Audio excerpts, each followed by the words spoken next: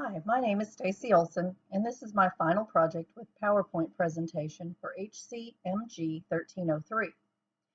The institution that I looked at in our first unit was a hospital where I had my first and hopefully only surgery, and I've since learned many things about the history, politics, administration, function, and economics that affect hospitals.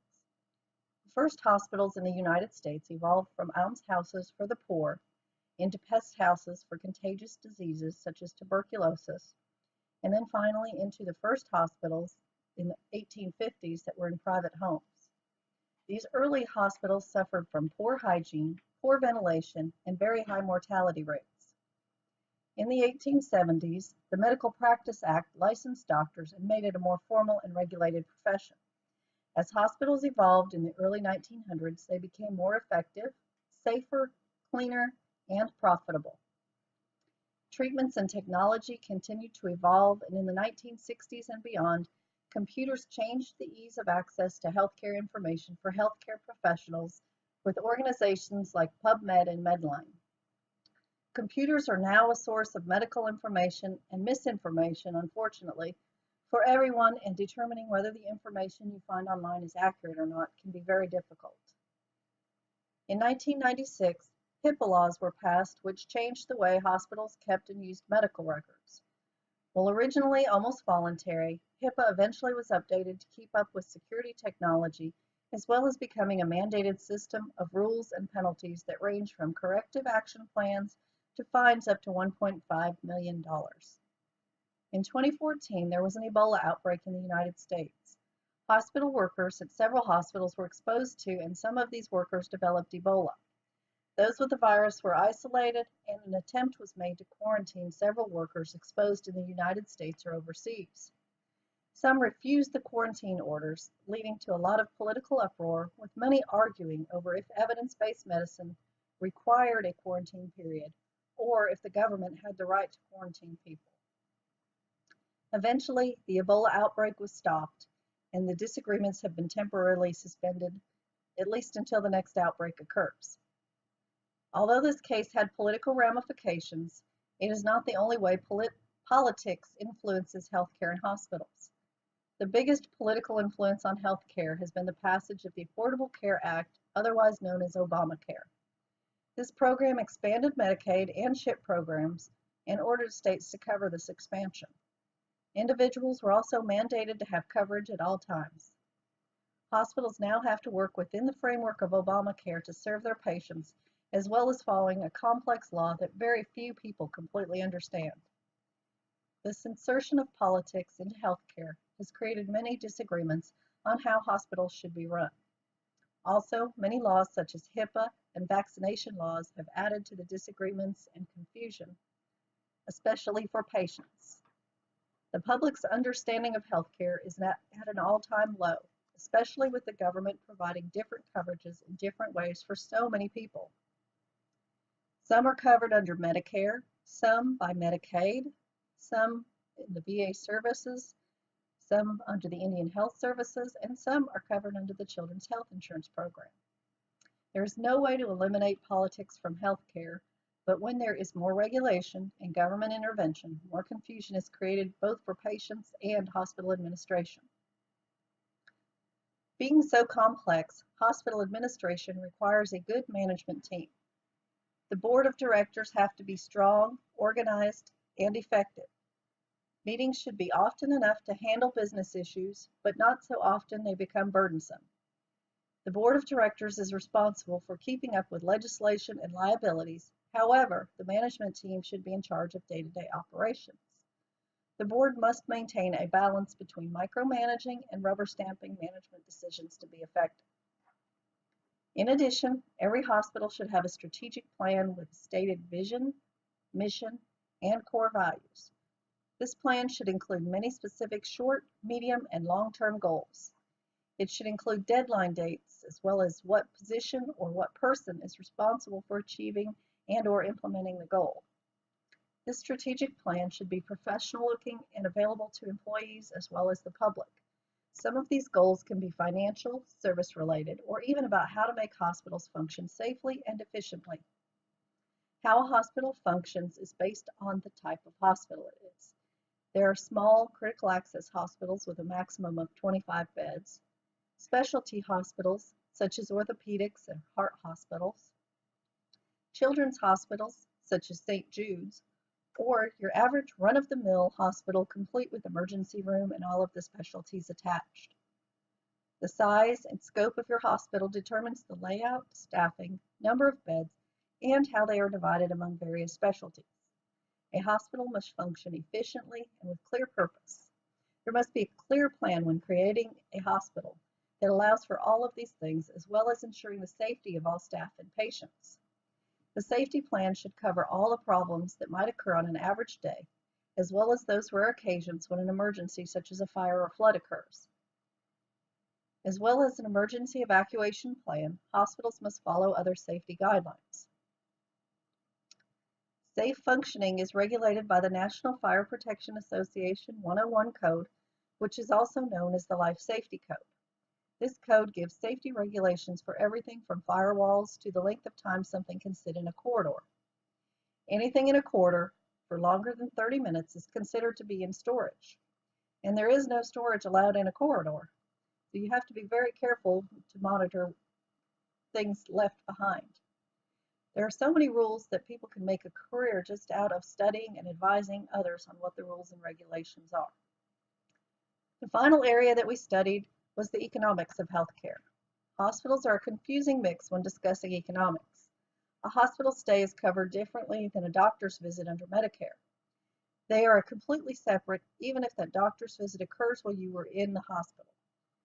Medicare Part A covers your hospital coverage, Part B covers your doctor's visits, Part C is a special program called Medicare Advantage, and Part D covers prescription drugs. Another complex issue in understanding the economics of your healthcare decision is the cost of premiums, deductibles, and copays. Premiums you pay each month to keep your policy in effect. Then, at the beginning of your plan year, you have to meet a certain deductible before the insurance policy will pay anything at all. Some deductibles are small, but some can be quite large, in the thousands of dollars. Then, after you've met your deductible, you can still have copays for office visits, prescription drugs, medical equipment, etc. You continue to pay until you reach your yearly cap. Trying to guess how much coverage you need is not easy. You don't want to pay too much for coverage, but if you don't buy enough coverage, you will end up paying more out of pocket. The math skills that you need to figure out the best policy for you is also one of the key elements of healthcare literacy. As we covered various subjects in this class, I was surprised by several things that I learned. These are the top 10 new or interesting things that I learned about this term. The 10th most interesting thing I learned was about the Healthy People 2020 initiative. Their vision is a society in which all people live long, healthy lives. They seek to expand healthcare literacy, and they're very, very idealistic. They're not well known by the general public. I talked to several people and informally asked them if they had heard of it, and they had never heard of it. It doesn't bode well for their finishing up and meeting their objective by 2020 if the general public is not aware of it. Number 9 is the SMART goals. This is an excellent guide to creating a clear and workable plan. I had a vague goal of completing my associate's degree soon, but by following the guidelines, I was able to make this goal more precise.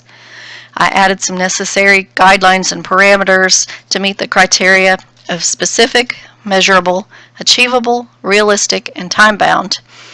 So my specific SMART goals will be included later in the presentation. Number 8 is Medicare and Medicaid. While I was aware of these programs, I didn't know much about them. I know Medicare is for those 65 and older. The patients have to pay premiums for certain parts of the program, for doctors or drug coverages, as well as for copays and other things.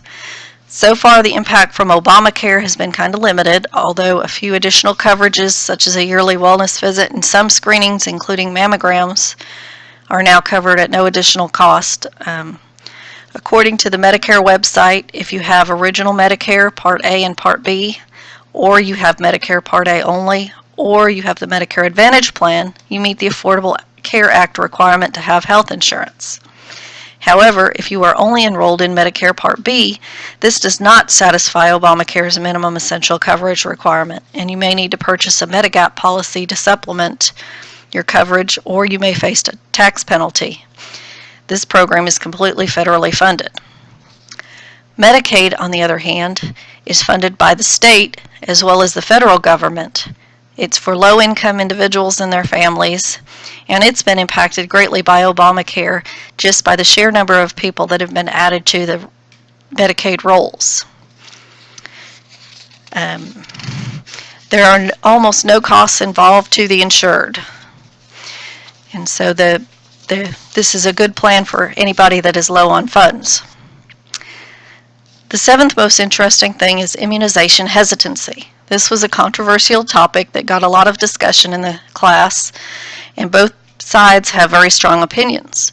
This topic led to some interesting and informative discussions about herd immunization and the right to have personal autonomy, whether the government can tell you that you have to put something into your body.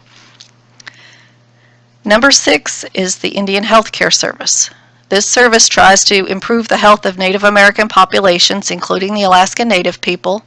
I was previously unaware of its existence. I did find that they have some excellent scholarship opportunities for those that are eligible who want to work within the Native American community. This is a funded program. It's not an entitlement program, so they have to compete for funding. And it does not cover all of the needs of those served, so the needs are prioritized and covered as they're able to. Number 5 was all the new information and technology challenges. Prior to this course, I had never used a webcam. I had limited knowledge of PowerPoint, and I'd definitely never uploaded to YouTube. I'd never seen Twitter or even heard of SentimentViz, and I had never heard of the APA style. All of these things combined pushed my limits and taught me new skills that I can use in the workplace. Number 4, bioterrorism. Seeing all the way that the armies or terrorists can come up with to harm others was chilling. Unfortunately, it's not a modern phenomenon. Throwing the bodies of the infected over the city walls to defeat your enemy or deploying sarin gas in the subway is diabolical. I also did not know there was a chemical component involved with the first World Trade Center bombing. I was glad to learn that the government tries to plan for this type of event and keeps large quantities of medicines at strategic locations around the country to treat a wide range of conditions. The strategic national stockpile may come in handy in the future. Number 3 was the FEMA certification for healthcare professionals. This certification had a lot of information, especially about the need for a plan and consistent chain of command in an emergency.